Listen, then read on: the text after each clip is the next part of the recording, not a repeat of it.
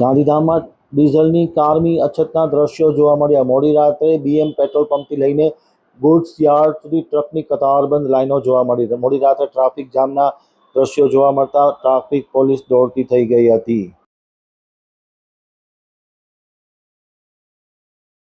ગાંધીધામમાં ડીઝલ ભરાવવા માટે ઇંધણ પંપો પર ભારે અવરજવર જોવા મળી રહી છે।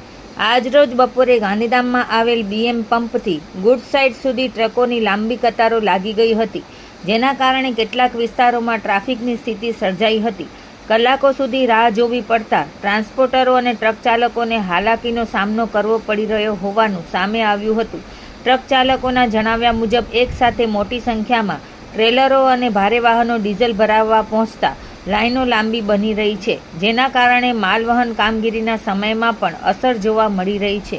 ટ્રાફિકના દબાણ વચ્ચે એકાદ નાના મોટા અકસ્માતોના બનાવ પણ બન્યા હોવાનું સામે આવ્યું છે। આ મામલે પેટ્રોલ પંપ સંચાલક દ્વારા જણાવાયું હતું કે ડીઝલનો જથ્થો પૂરતા પ્રમાણમાં ઉપલબ્ધ છે, પરંતુ એક સાથે મોટા પ્રમાણમાં ટ્રેલરો પહોંચતા ટ્રાફિક જામ જેવી સ્થિતિ સર્જાઈ રહી છે। પરિસ્થિતિને ધ્યાનમાં રાખી વાહન વ્યવસ્થા વધુ સુચારુ બને તે માટે જરૂરી વ્યવસ્થા કરવામાં આવી રહી હોવાનું પણ તેમણે ઉમેર્યું હતું।